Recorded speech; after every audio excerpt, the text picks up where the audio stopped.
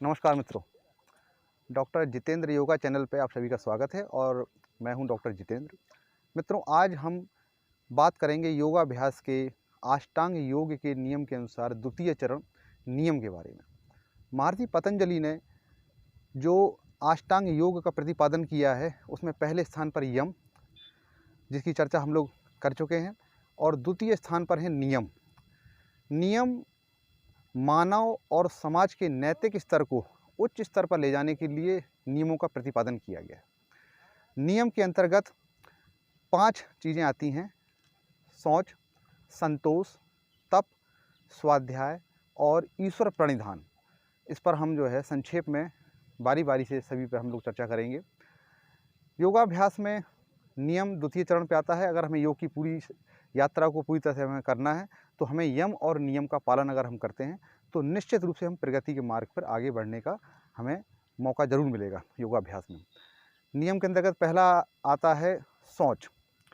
देखिए, शौच, योग साधक को ये शौच के नियम को अपनाना होगा कि शौच यानी कि शुद्धता। शुद्धता 2 तरह की हो गई। अगर हमें योगाभ्यास में प्रवीण होना है, निपुण होना है, आगे बढ़ना है तो हमें अपने शरीर को शुद्ध रखना होगा। और शरीर की शुद्धता हो गई बाहरी शुद्धता। बाहरी शुद्धता के साथ साथ हमें आंतरिक शुद्धता पे भी ध्यान देना होगा।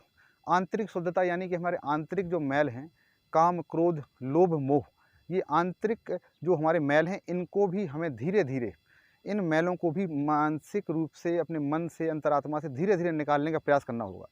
किसी दूसरे की समृद्धि, किसी दूसरे की प्रगति को देखकर जो स्वाभाविक रूप से जो द्वेष की भावना होती है, जो जलन की भावना होती है, अगर हम प्रयास करेंगे तो धीरे धीरे हम इन भावनाओं से भी मुक्त हो जाएंगे, काम से, क्रोध से, लोभ से, मोह से। तो हमें आंतरिक शुद्धता के साथ साथ बाहरी सोच तो हमें जल से द्वारा, स्नान के द्वारा शुद्धता हमें प्राप्त हो जाएगी, लेकिन आंतरिक शुद्धता के लिए हमें प्रयासरत रहना होगा। तो हमें नियम के अंतर्गत पहली चीज़ का पालन करना है, वो है शौच। शौच यानी कि हमें शारीरिक स्वच्छता और आंतरिक शुद्धता के लिए हमें प्रयासरत रहना होगा। भाई, मानव है, मानव के अंदर कुछ ना कुछ विकार होते ही हैं, लेकिन हम अगर उन विकारों से लड़ने की जब ठान लेते हैं तो उनसे हम मुक्त होने के लिए निरंतर हम पथ पे आगे भी बढ़ सकते हैं। पहला हो गया शौच। फिर दूसरा आता है संतोष। संतोष यानी कि सेटिस्फैक्शन। हमें अपने जीवन में दैव योग से, प्रारब्ध के अनुसार जो भी संसाधन, जो भी व्यवस्थाएं, जो भी माता पिता, जो भी परिवेश हमें मिला है, उस परिवेश में, उस व्यवस्था में हमें अपने आप को संतुष्ट रखना है। हम अपने द्वारा 100%, 100% प्रयास करें, और प्रयास करने के बाद हमें जो भी फल प्राप्त हो किसी भी कार्य का, उस फल को हम पूरे अंतःकरण से, मन से उसे स्वीकार करने की प्रवृत्ति अपना लें, तो ये है संतोष। ऐसी प्रवृत्ति को धारण करने वाला योग साधक निश्चित रूप से मानसिक रूप से शांति को प्राप्त होता है और वो योग साधना को बहुत ही सहज तरीके से आगे बढ़ाने के लिए सक्षम रहता है। पहला हो गया शौच, दूसरा संतोष। अब तीसरे नंबर पे आता है नियम के अंतर्गत तप। तप यानी कि तपस्या। तपस्या का शाब्दिक अर्थ लोग अमूमतः ये मान लेते हैं कि हमें घर गृहस्थी छोड़ के जंगलों में चले जाएं तपस्या करने के लिए, पहाड़ों पर। तप का वो मतलब नहीं है। एक योग साधक गृहस्थ जीवन का पालन करते हुए, योग साधना को करते हुए भी तप का पालन कर सकता है। तप यानी कि हमें अपने कर्तव्य कर्मों को करने के लिए जो भी अगर कष्ट सहन करने पड़ें, उन कष्टों को सहन करना शारीरिक रूप से, मानसिक रूप से, ये तप कहलाएगा। तप जो है, कायिक तप, वाचिक तप और मानसिक तप, 3 तरह का तप कह सकते हैं। कायिक तप के अंतर्गत आ जाता है कि हमें अपने इंद्रियों को नियंत्रण में रखना है, ब्रह्मचर्य का पालन करना है, और अपनी वाणी पे हमें कंट्रोल करना है, और अहिंसा का पालन करना, ब्रह्मचर्य का पालन करना ही जो है, ये हो गया शारीरिक तप। और वाचिक तप हो गया कि हमें ऐसे वचनों को बोलना है जिन वचनों से दूसरों को प्रसन्नता मिले, दूसरों को जो है आनंद मिले, हितकारी हो, लोगों के लाभ के लिए जो शब्द बोले जाएं, ऐसे शब्दों का हमें वाचन करना है, ऐसी वाणी बोलें। तो ये हो गया वाचिक तप। और मानसिक तप के अंतर्गत आ गया कि हम आत्मशुद्धि, आत्मनियंत्रण और अपने चरित्र को उज्ज्वल बनाने के लिए प्रयासरत रहें। तो ये हो गया वाचिक तप। तो इसके अंतर्गत ये तप का हम नियमों का पालन करें, यथासंभव, यथा सामर्थ्य अपनी परिस्थिति के अनुसार हम अपने जीवन को तपोमय बनाएं। धर्म के अंतर्गत हम व्रत का, उपवास का पालन करें, जिसके द्वारा हम अपनी इंद्रियों को, मैल को हम दूर करें।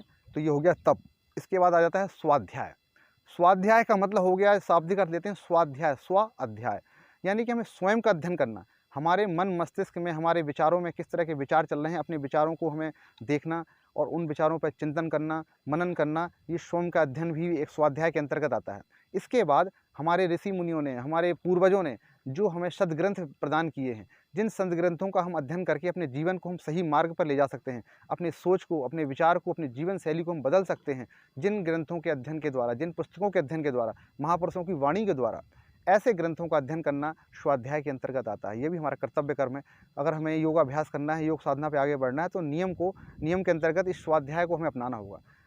तो स्वाध्याय के द्वारा हम अपने मानसिक स्तर को उच्च स्तर पर ले जाएंगे, और मानसिक स्तर जब उच्च स्तर पर चला जाता है, इससे हमें जो है एक तो तब के स्वाध्याय के द्वारा हम उस स्थिति को प्राप्त कर लेते हैं कि जब हम आत्मदर्शन के योग्य बन जाते हैं।